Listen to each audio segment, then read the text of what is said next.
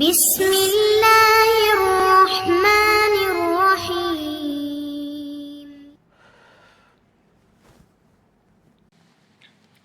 அஸ்ஸலாமு அலைக்கும் வரஹ்மத்துல்லாஹி வபரகாத்துஹு. அன்பிற்குரிய சகோதர சகோதரிகளே, நீங்களும் ஆலிம்களாகலாம் என்கிற பாடத்தில் திங்கள் செவ்வாய் ஆகிய 2 நாட்கள் சஹீஹுல் புகாரி என்கிற நூலின் ஹதீஸின் நேரடி தமிழாக்கத்தை பார்த்து வருகிறோம். இதுவரைக்கும் 163 ஹதீஸுகளை பார்த்துருக்கிறோம் புகாரியில். இன்றைக்கு 164வது ஹதீஸ். அந்த ஹதீஸுக்கு ஒரு பாடத்தலைப்பு புகாரி இமாம் கொடுக்குறாரு. பாபுல் மல்மல் அத்திஃபில் உலுயி, உலுவில் வாய் கொப்பளித்தல் பற்றிய பாடம். மல்மலா என்றால் வாயை கொப்பளிக்கிறது. இது எதுக்கு ஒரு பாடமாக கொண்டு வர்றாருன்னு கேட்டால், குரானில் வாய் கொப்பளிக்கிறத பற்றி சொல்லப்படலை. உலுவு செய்கிறத பற்றி சொல்லும் பொழுது உங்கள் முகங்களை கழுவிக்கொள்ளுங்கள், உங்களுடைய கைகளை முழங்கை வரை கழுவிக்கொள்ளுங்கள், உங்களுடைய கால்களை கரண்டை வரை கழுவிக்கொள்ளுங்கள், உங்கள் தலைக்கு மசகு செய்து கொள்ளுங்கள்னு 4 தான் சொல்லப்பட்டிருக்கிறது. வாயை கொப்பளிக்கிறதுலாம் இல்லை. இல்லாட்டாலும் அதுவும் சிறந்தது, நபி ஸல்லல்லாஹு அலைஹி வஸல்லம் நமக்கு வழிகாட்டி இருக்கிறாங்க அப்படின்னு காட்டுவதற்காக அது மாதிரி உள்ள விஷயங்களை எல்லாம் கொண்டு வர்றார். பாபுல் மல்மலத்தி ஃபில் உலுயி, உலுவில் வாயை கொப்பளிக்கிறது பற்றிய பாடம்.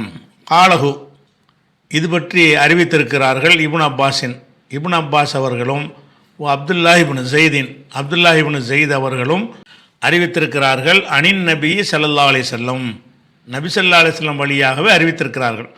அதாவது இது சம்பந்தமாக இப்னு அப்பாஸ் அறிவித்த ஹதீஸும் இருக்கிறது, அப்துல்லாஹ் இப்னு ஸெய்த் அறிவித்த ஹதீஸும் இருக்கிறது. அப்படிங்கிறதுனால அதை குறிப்பாக கொடுத்துட்றாரு. அந்த ஹதீஸை இங்கே சொல்லலை, சனதோடு சொல்லலை. ஆனால் அப்படி ஒரு அறிவிப்பு இருக்கிறதுன்னு முடிச்சுட்டு ஹதீஸு வேறு கொண்டு வர்றாரு. என்ன ஹதீஸு? 164 ஹதீஸில் ஹத்தசனா அபுல் யமான் நமக்கு அறிவித்தார். கால அபுல் யமான் சொல்கிறாரு, அஹ்பரனா ஷுஐபு நமக்கு அறிவித்தார்.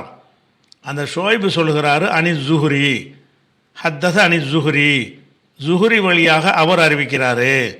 கால ஜுஹ்ரி சொல்கிறாரு, அஹ்பரணி அத்தா இப்னு யஸீத் என்பார் எனக்கு அறிவித்தார்.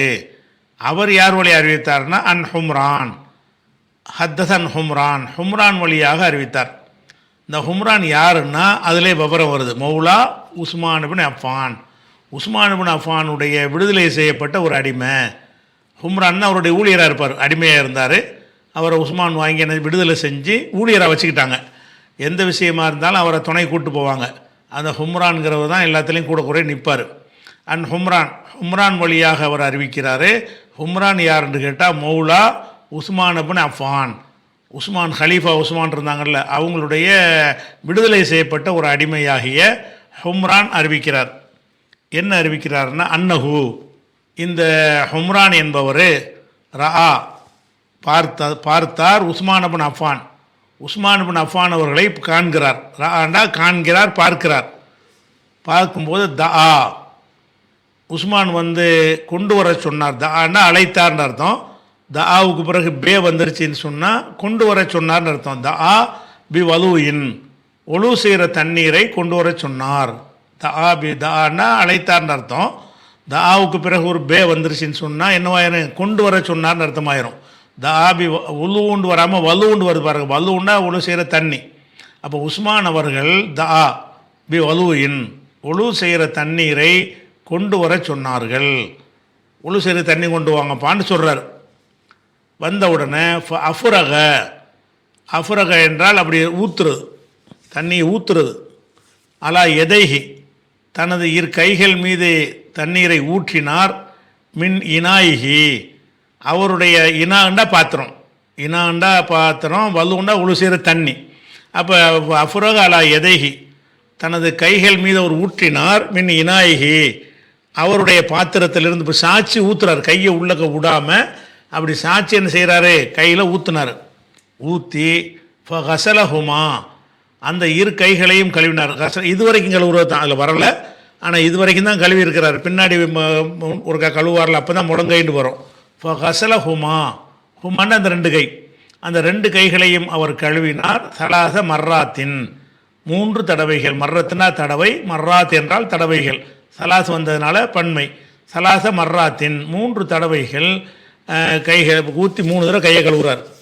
இது வரைக்கும் கழுவுறது 3 தடவை. பிறகு சும்மா அதுகல யமீனஹு, பிறகு தமது வலது கையை நுழைத்தார்கள். ஃபில் வலூயி, ஒழு செய்கிற தண்ணீரில் கழுவிட்டு, ஒரு கை 2 கையில் தண்ணி அல்லலை, ஒரு கையை விட்டு தண்ணி எடுக்கிறாங்க. அந்த பாத்திரத்தில் கையை விட்டு வலது கையில் கொஞ்சம் தண்ணி எடுத்து என்ன செய்கிறாருன்னு கேட்டால், சும்மா பிறகு மதுமக வாய் கொப்பளித்தார்கள். வாய் கொப்பளித்துட்டு ஒஸ்தன் ஷக்க, இஸ்தன் ஷக்க என்று சொன்னால் மூக்குக்கு தண்ணியை உள்ளே செலுத்துறது.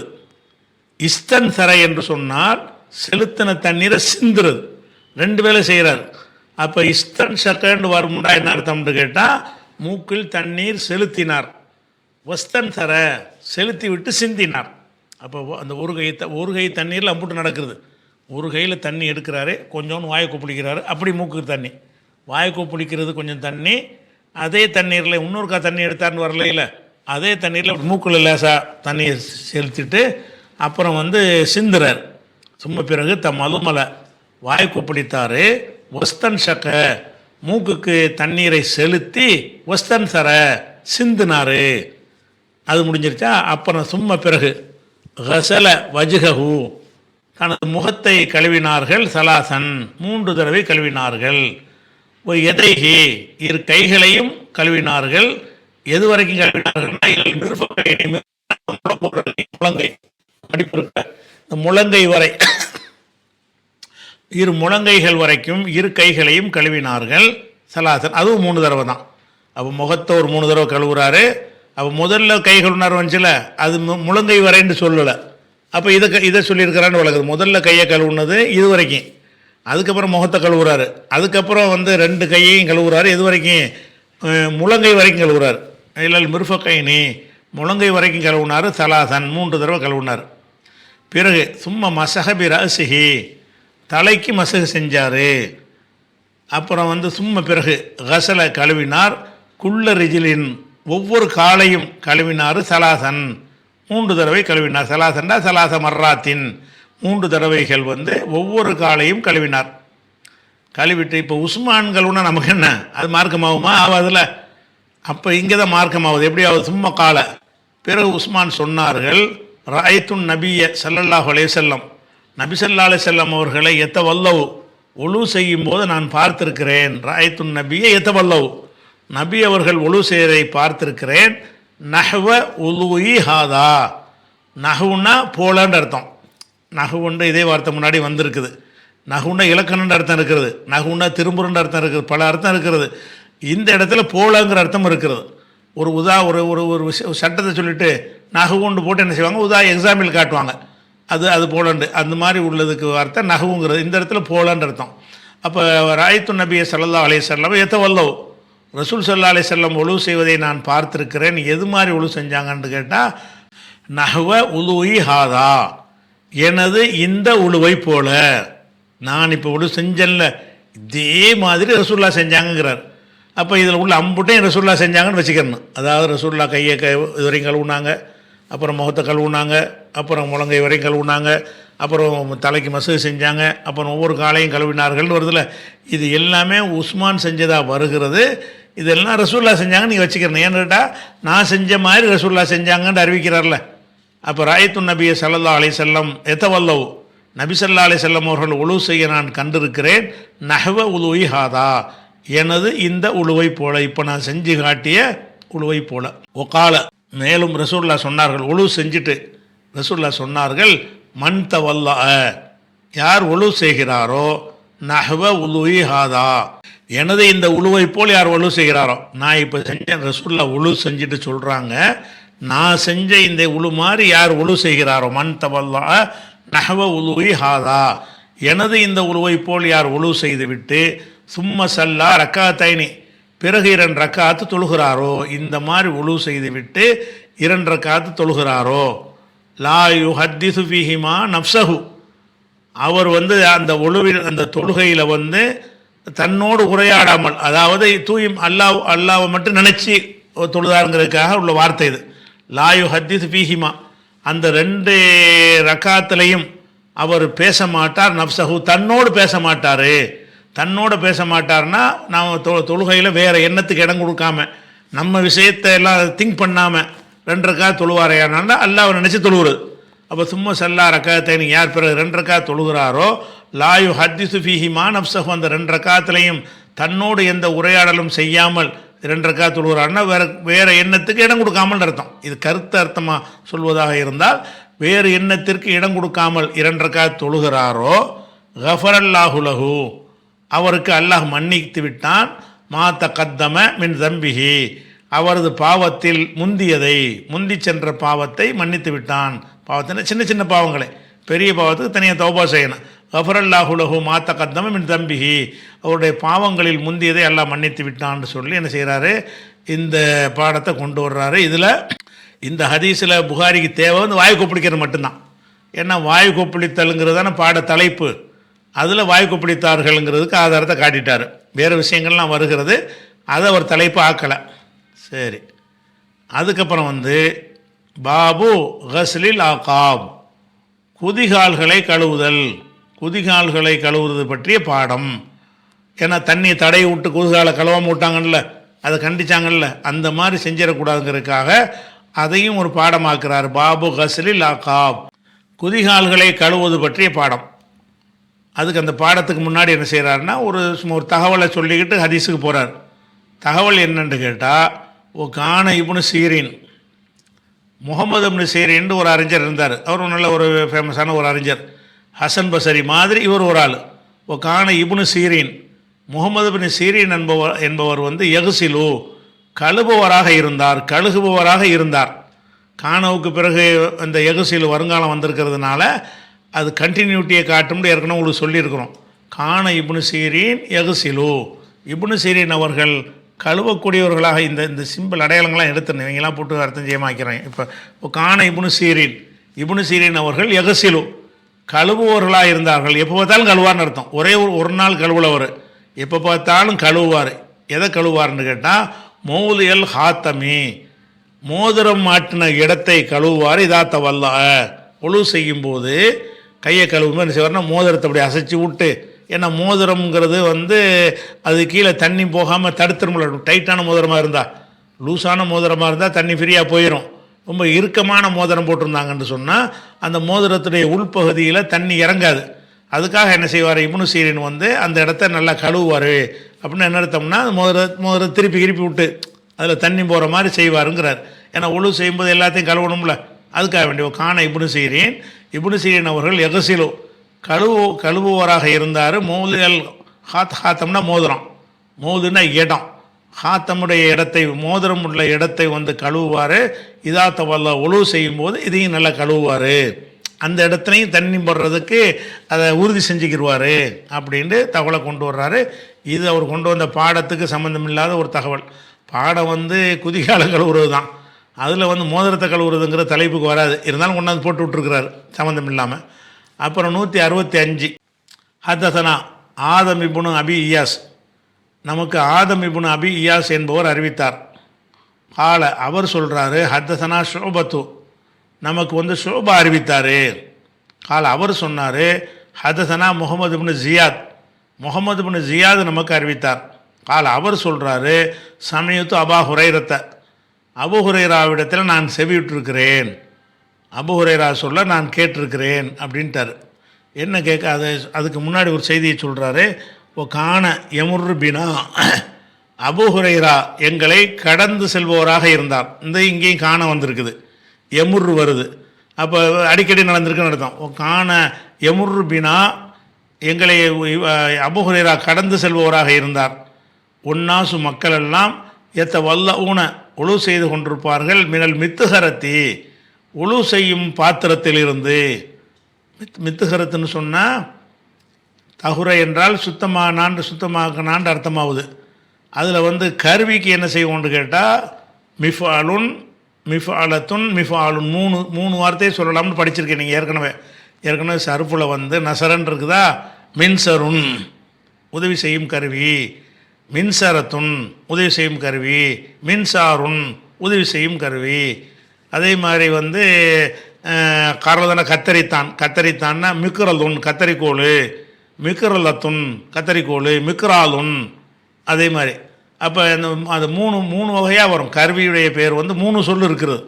அப்போ தஹுரன்னா சுத்தமானான்னு, மித்துகரத்துனா சுத்தமாக்கும் கருவி, பாத்திரம், சுத்தமாக்குற பாத்திரம், அதாவது தண்ணி வச்சுக்கிற பாத்திரம், உழு செய்வதற்காக வேண்டி தண்ணி வைத்திருக்கிற பாத்திரத்துக்கு பேர் மித்துகரத். அப்போ ஒன்னாசு மக்கள் எல்லாம் எத்த வல்லவுன உழு செய்து கொண்டு இருந்தார்கள். மினல் மித்துகரத்தி, உழு செய்யும் அந்த ஒரு தொட்டிலாக கூட இருக்கலாம், தொட்டி மாதிரி கட்டியிருக்கலாம், அதில் பெரிய அண்டாவாக இருக்கலாம், அதுலேருந்து எடுத்து மக்கள் உழு செய்வாங்க. அப்போ அப்படி ஒரு ஏற்பாடு ரசூலுல்லாஹ் காலத்தில் இருந்திருக்கிறது. உழு செய்வதற்காக வேண்டி எல்லாரும் வீட்டில் உழு செஞ்சுட்டு வந்தால் கூட உழு முறிஞ்சிட்டு என்ன செய்கிறது, பள்ளியிலையும் ஒரு ஏற்பாடு இருக்கணும்ல உழு செய்கிறதுக்கு. அப்போ ரசூலுல்லாஹ் காலத்தில் உழு செய்கிற பாத்திரம்னு ஒன்று வச்சுருக்கிறாங்க. ஒரு பெரிய ஒரு அண்டா மாதிரி ஒரு பாத்திரம் இருப்பதாக வேறு ஒரு ஹதீஸில் வருது.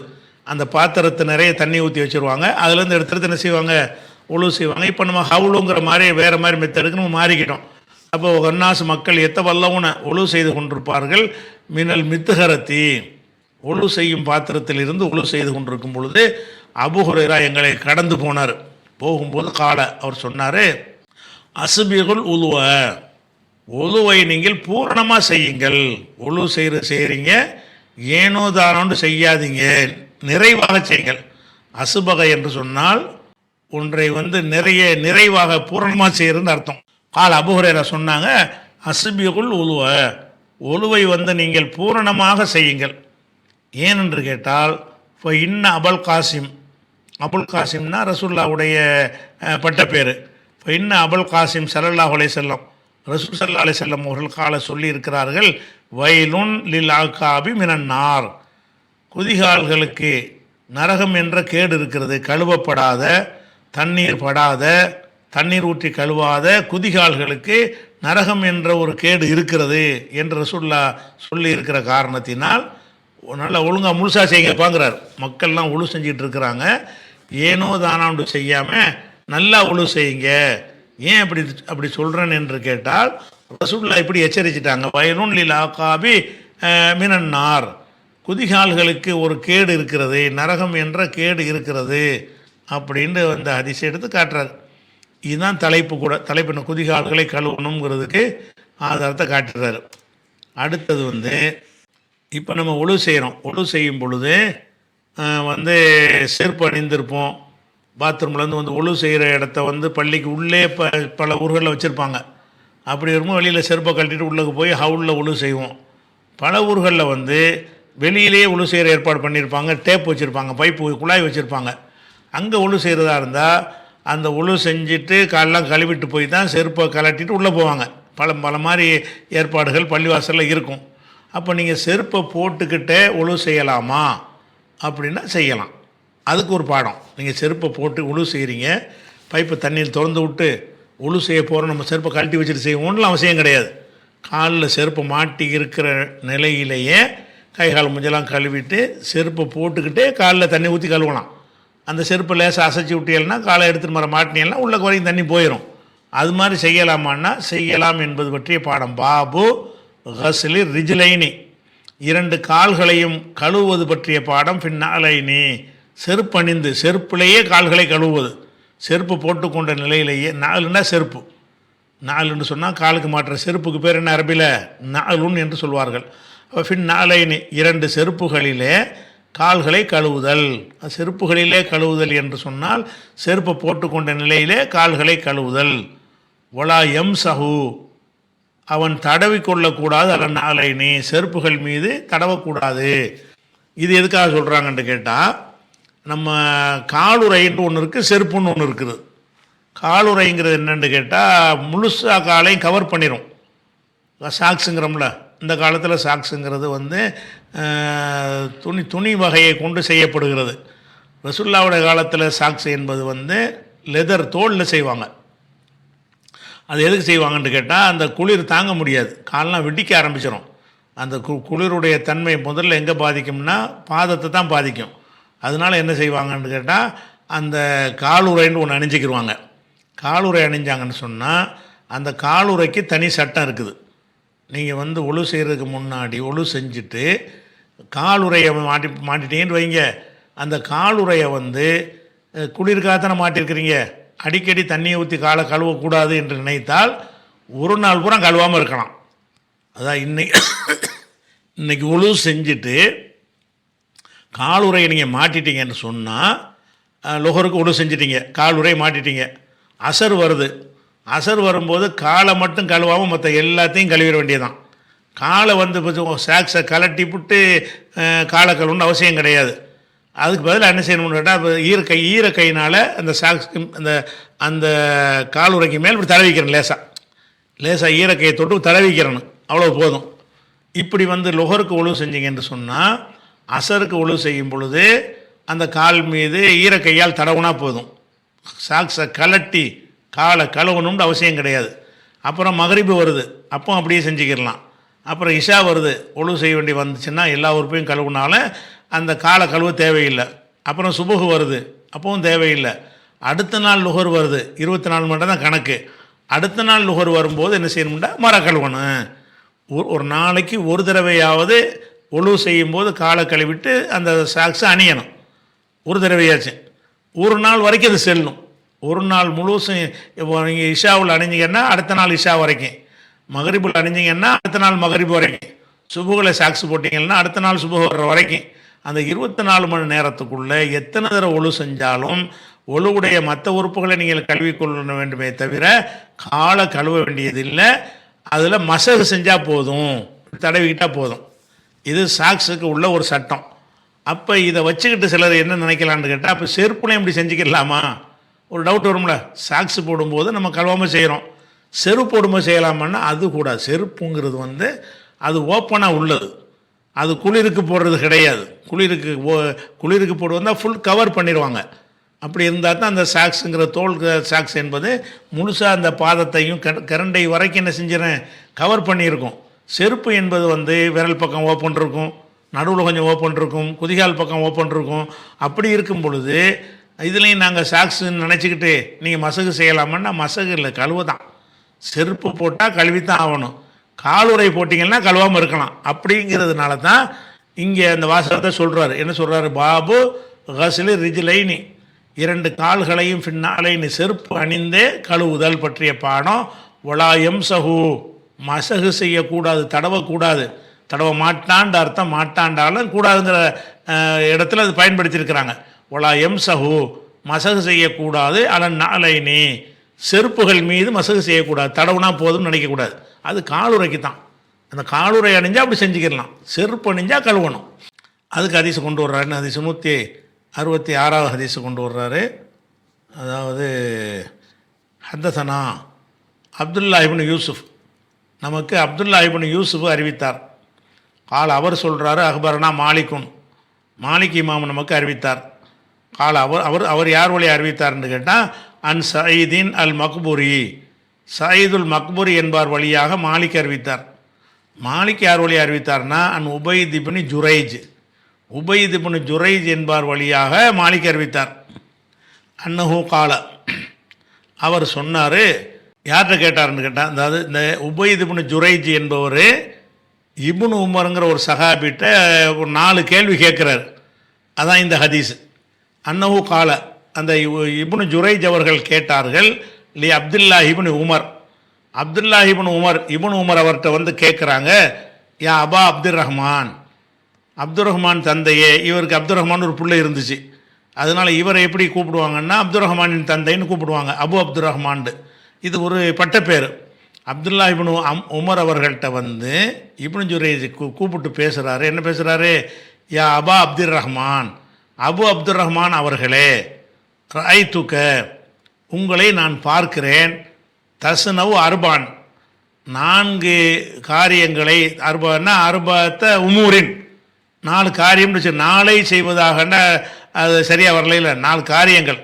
ரஐதுக, உங்களை பார்க்கிறேன், தஸ்னவு அர்பான், அர்பா உமூரின், 4 காரியங்களை நீங்கள் செய்வதை நான் பார்க்கிறேன். லம் அற, நான் பார்க்கவில்லை, அகதன் மின் அசகாபிக்க, உங்களுடைய சக தோழர்கள் இருக்காங்கல்ல, மற்ற சகாபாக்கள், அவர்களில் யாரையுமே எஸ்னவுஹா, அந்த 4ஐயும் செய்து நான் பார்க்கவில்லை. உங்கள்கிட்ட ஒரு 4 விஷயத்தை நான் பார்க்குறேன். இந்த 4 விஷயத்தை மற்ற சஹாபி யாரும் செஞ்சு நான் பார்க்கல, உங்கள்கிட்ட மட்டும்தான் பார்க்குறேன், அது ஏன் அப்படின்னு கேட்குறாரு. என்ன கேட்குறாருன்னா, காலலி அப்துல்லா இப்னு உமர், அப்துல்லா இப்னு உமரிடத்தில் அவர் இப்னு ஜுரைஜை கேட்குறாரு, யா அபா அப்துர் ரஹ்மான், அபு அப்துர் ரஹ்மான் அவர்களே, ரஐத்துக உங்களை நான் பார்க்கிறேன், தசனு சனாண்டா செய்தான், தசனவு நீங்கள் செய்கிறீர்கள், அர்பான் 4 செய்கிறீர்கள், 4ன்னா 4 விஷயங்களை, அர்பாத் அஷ்யா 4 காரியங்களை நீங்கள் செய்கிறீர்கள். ஆனால் லம் அற நான் பார்க்கவில்லை, அகதன் ஒருவரையும் பார்க்கவில்லை, பின் அஸ்ஹாபிக்க உங்களுடைய சக தோழர்களில் ஒருவரையும் நான் பார்க்கவில்லை, யசனவுஹா அந்த நாளையும் செய்வதாக, அந்த நாளையும் வேற யாரும் செஞ்சு நான் பார்க்கல, நீங்கள் தான் செய்கிறீங்க அப்படின்ட்டு இப்னு உமர்கிட்ட வந்து அவர் கேட்குறார். அவர் சொல்கிறார் இப்னு உமர், ஒமாஹிய இப்னு ஜுரைஜ், இப்னு ஜுரைஜ் அவர்களே அது என்ன 4 விஷயங்கிறது, அது எந்த 4 விஷயம் அப்படின்னு அவர் கேட்குறார். அவர் சொன்னார், ராய்த்துக்க உங்களை நான் பார்க்கிறேன், லா தமுசு தமசு நீங்கள் தொடுவதில்லை, மின்னல் அர்கானி மூளைகள், அர்காண்டா ருக்குனுடா மூளை, அதாவது காபத்துல்லாவை பற்றி பேசுது. காபத்துல்லாவில் 4 மூளை இருக்குதுல்ல, ஒவ்வொரு செவர் முடியுமே ஒரு மூளை தானே, 4 கார்னர் வரும்ல, அந்த கார்னருக்கு பேர் தான் ருக்குனுங்கிறது.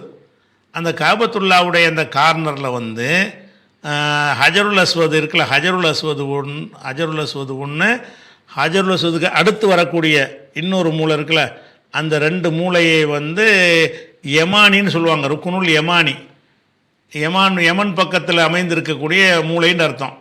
அந்த காபாவில் சுற்றி வரும் பொழுது 4 மூளை இருக்கும்ல, 4 மூளையும் இவர் தொடமாட்டார், 2 மூளையை தான் தொடுவார், 2 மூளையை தொடமாட்டார். மொத்தம் 4 மூளை இருக்கும் ஒரு காபாண்டு இல்லை, எந்த ஒரு செவகமான கட்டடமாக இருந்தாலும் 4 மூளை இருக்கும்.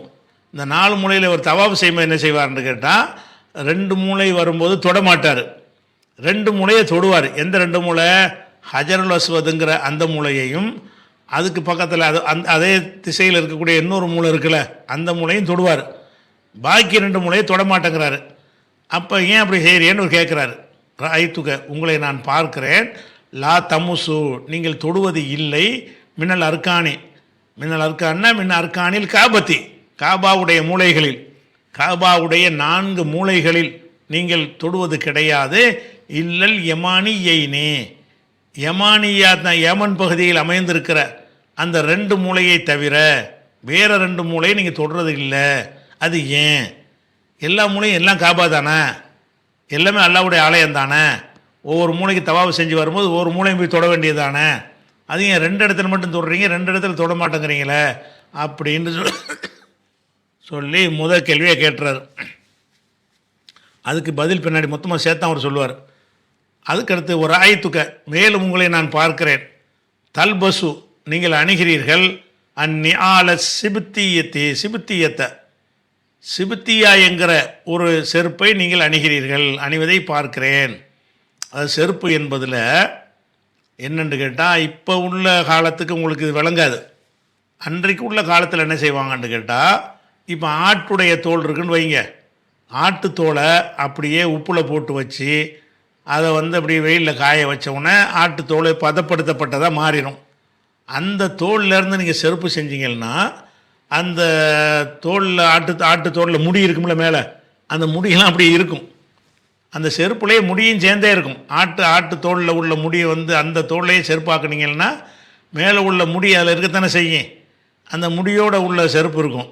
அதே நேரத்தில் வந்து வெளிநாட்டில் வந்து அந்த சிபித்தியாங்கிற பகுதியிலேருந்து அவங்க என்ன செய்வாங்கன்னா, செருப்பு தயாரிக்கும் பொழுது அவங்க ஏதோ ஒரு டெக்னாலஜியை பயன்படுத்தி பதப்படுத்தும் போது அந்த முடியை நீக்கிடுவாங்க தோலில். இப்போ நவீன காலத்தில் மாதிரி, நவீன காலத்தில் நீங்கள் ஆட்டு தோல் எடுத்திங்கன்னா அதில் முடியாக இருக்குது, முடி இருக்காது. முடியெல்லாம் நீக்கினது தான் தோலாக வந்து இன்றைக்கி ஷூ செஞ்சாலும் பர்ஸு செஞ்சாலும் வந்து ஹேண்ட்பேக் செஞ்சாலும் எல்லாமே வந்து என்னவா இருக்குது, சொற்று செஞ்சாலும் எது செஞ்சாலும் வந்து அதில் முடி இருக்காது.